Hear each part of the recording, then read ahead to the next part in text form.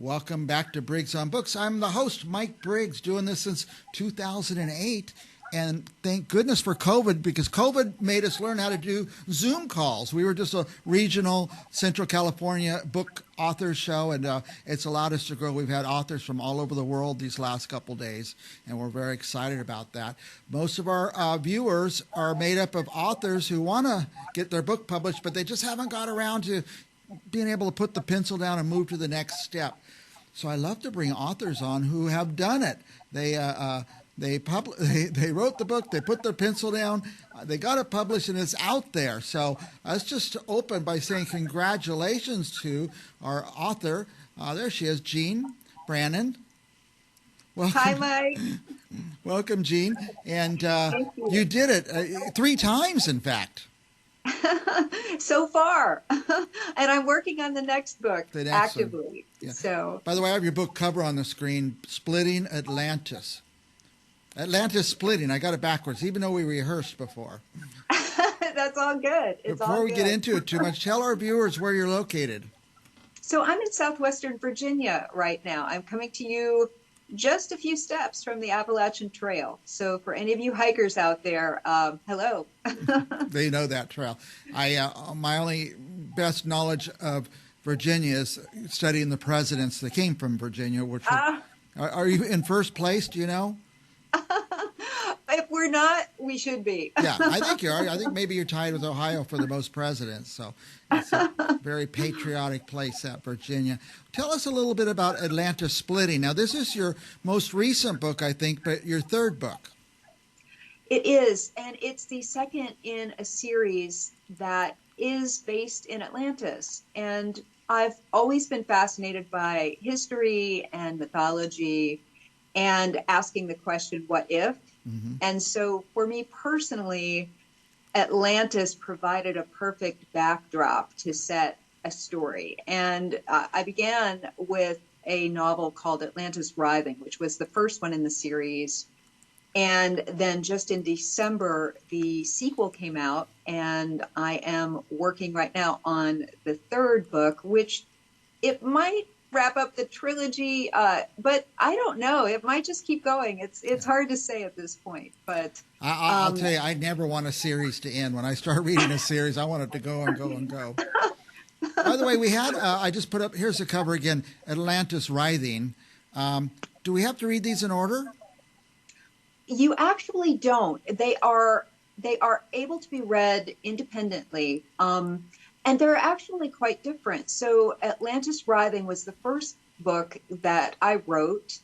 And one of the interesting things about that book is, for me, it was part of a healing journey that I was on. I'm a licensed acupuncturist. And at the time that I was going to be starting a book, my partner, my long-term significant other, died, and he'd been with me for 13 years. And I thought, life is too short, and I can't keep putting the pencil down. I literally was thinking exactly what you were saying about, would-be authors and writers. Sometimes getting started is the hardest part. And I just determined at that point, let me see if I can write something that not only helps me heal, but let me just see if I can tie in all of these things that really light me up. So I wanted to go into the mythology. I wanted to place a love story in Atlantis because that was part of my healing journey. Mm-hmm. And it took me 7 months and I didn't tell anybody. That was also the funny thing. Nobody knew I was doing it because I was afraid I wouldn't be able to finish it. Yeah. So it was like my own little thing after work and chores around. I had a farm at the time.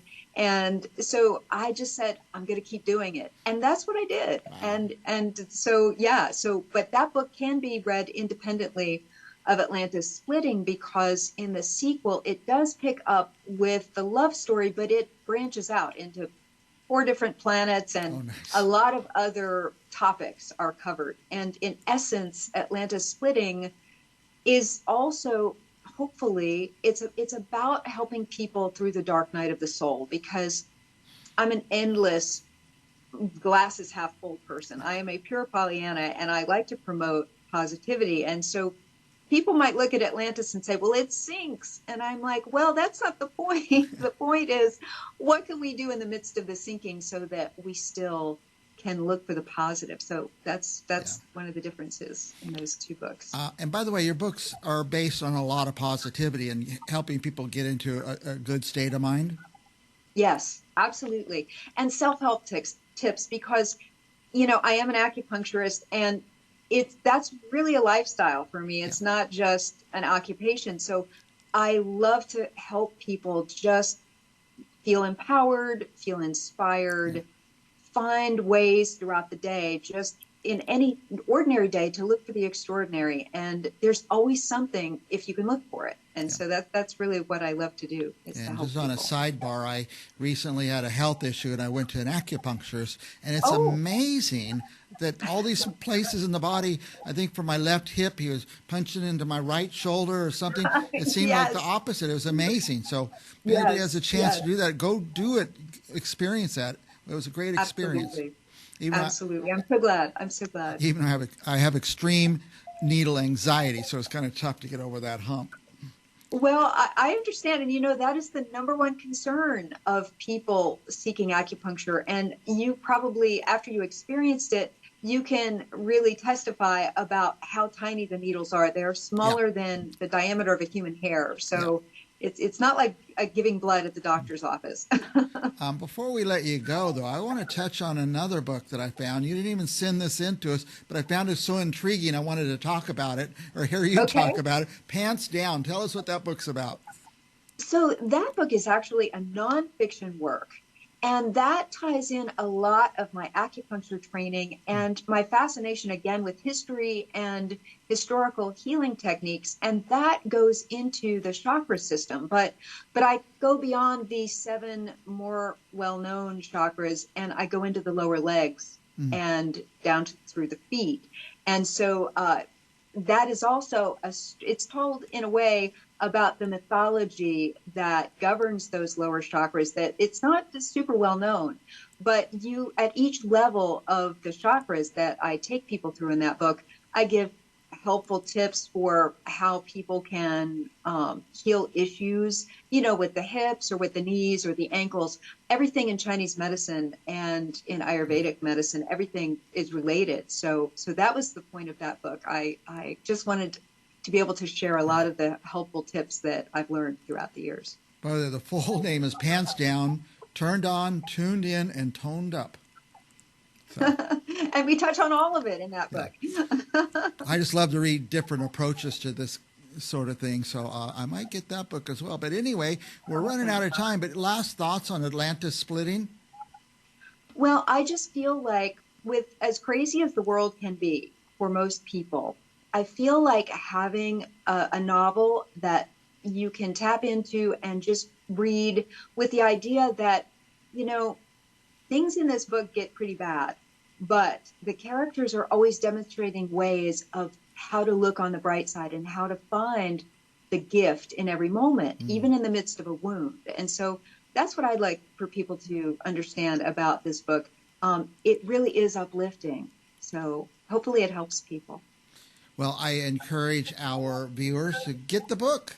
And as I like to say, don't order one, order 5 of them and give them out to friends. And I'm always happy to go to house parties where I take a host gift. They would love to get that book. You know what? When you give a book, you go back to the person's house in 5 years, they still have that book. So that's fun. Oh, Mike, that's a great idea. Yeah. That's just, you know, we all need to support each other, I think. So that's well, I like people to be reading what I'm reading, and gives us a great base of conversation. So. Yes, absolutely. Absolutely. All right, Jean, sorry we're out of time, and I asked you about all these other books that you didn't even intend to, but you're a fascinating person, so I think it was a good use of our time. And thank you, Mike. Let's talk again. Yeah, I'd love to have you back. I'd love to have you back again and again. And okay, that sounds great. For our viewers, don't go anywhere, because we have authors coming up right after this.